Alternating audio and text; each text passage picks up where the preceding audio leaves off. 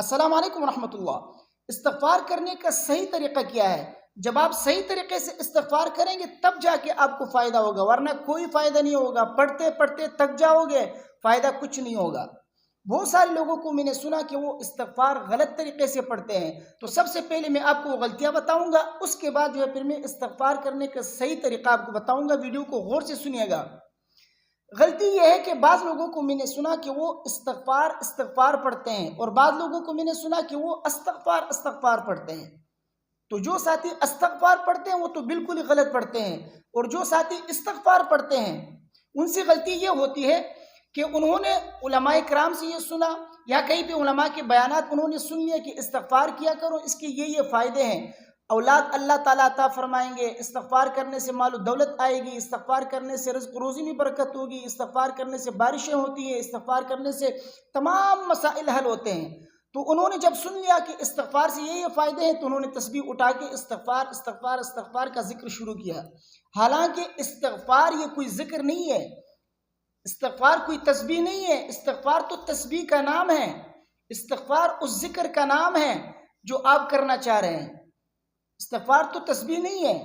اصل میں تسبیح کیا ہے؟ تسبیح ہے استغفر اللہ، ذکر استغفر اللہ ہے، استغفار اس کا نام ہے۔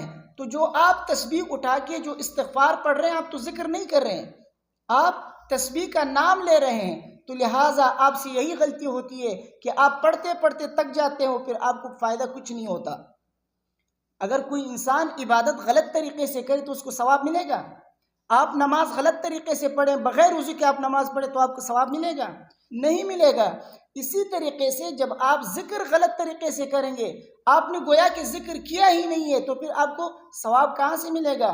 استغفار کے فوائد آپ کو کہاں سے حاصل ہوں گے؟ تو آپ استغفار نہ پڑھیں، کیونکہ استغفار کا معنی ہے اللہ سے معافی مانگنا، اور استغفر اللہ کا معنی ہے کہ اے اللہ میرے گناہوں کو بخش دے۔ تو اصل میں ذکر کون سا ہے؟ تو ذکر استغفر اللہ، یہ مکمل جملہ ہے، اور استغفار یہ استغفر اللہ کا نام ہے۔ لہٰذا جب بھی آپ ذکر کریں تو استغفر اللہ کہا کریں، استغفار نہ پڑھیں۔ یہ تو ایک غلطی ہو گئی۔ اب آتے ہیں دوسری غلطی کی طرف۔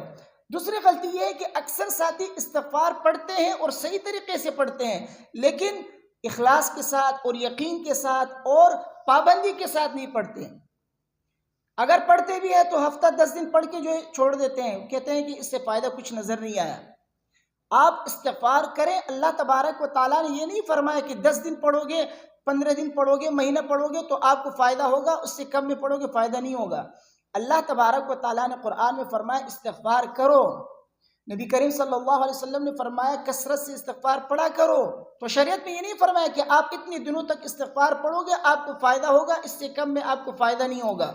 اس لیے جب بھی آپ استغفار کریں تو آپ یہ نہ کہیں کہ میں نے اتنی دنوں تک استغفار کیا، مہینے 2 مہینے میں نے استغفار کیا، فائدہ کچھ نہیں ہوا۔ اس سے معلوم ہوتا ہے کہ استغفار پڑھنے سے فائدہ نہیں ہوتا۔ نہیں، آپ استغفار کرتے جائیں، کرتے جائیں۔ بعض لوگوں کو جلدی فائدہ ہوتا ہے، اخلاص اور یقین کے ساتھ پڑھتے ہیں تو جلدی ان کو فائدہ ہوتا ہے، اور بعض لوگوں کو دیر سے فائدہ ہوتا ہے۔ ہمارا کام ہے استغفار پڑھنا، اللہ تبارک و تعالیٰ جو ہے اس میں فائدہ دیں گے انشاءاللہ۔ تو ہم اپنا کام کریں، اللہ تبارک و تعالیٰ نے جو وعدے فرمائے ہیں اللہ تبارک و تعالیٰ اپنے وعدے کو پورا کریں گے انشاءاللہ۔ اب آتے ہیں اس طرف کہ استغفار پڑھنے کا صحیح طریقہ کیا ہے۔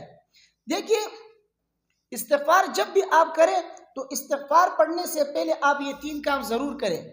پہلا کام آپ یہ کریں کہ استغفار سے پہلے آپ اللہ تبارک و تعالیٰ کے سامنے اپنے گناہوں کا اعتراف کریں کہ یا اللہ مجھ سے یہ گناہ ہوئے ہیں، میں اپنے گناہوں کا اعتراف کرتا ہوں۔ دوسرا کام آپ یہ کریں کہ اس کے اوپر ندامت کا اظہار کریں، جو گناہ آپ سے ہوئے ہیں ان گناہوں کے اوپر آپ ندامت اور پشیمانی کا اظہار کریں اللہ تبارک و تعالیٰ کے سامنے کہ یا اللہ مجھ سے یہ گناہ ہوئے ہیں اور میں اس پر نادم ہوں، میں شرمندہ ہوں اپنے گناہوں کے کرنے پر۔ اس لیے دوسرا کام آپ یہ کریں کہ گناہوں کے اوپر ندامت کا اظہار کریں۔ تیسرا کام آپ یہ کریں کہ آئندہ گناہ نہ کرنے کا پکا عزم کر لیں کہ یا اللہ میں اپنے گناہوں کا اعتراف بھی کرتا ہوں اور اس پر ندامت کا اظہار بھی کر رہا ہوں، نادم ہوں، پشیمان ہوں اس کے کرنے پہ، اور اے اللہ آئندہ میں یہ گناہ نہیں کروں گا، میرے یہ پکا وعدہ ہے کہ یا اللہ میں آئندہ گناہ نہیں کروں گا۔ تو تیسرا کام یہ ہے کہ آئندہ گناہ نہ کرنے کا پکا عزم کر لے۔ اس کے بعد پھر آپ استغفار کریں صدق دل سے۔ یہ 3 کام کرنے کے بعد آپ استغفار کریں، پھر دیکھیے کہ اللہ تبارک و تعالیٰ آپ کی زندگی کیسے بدلتے ہیں۔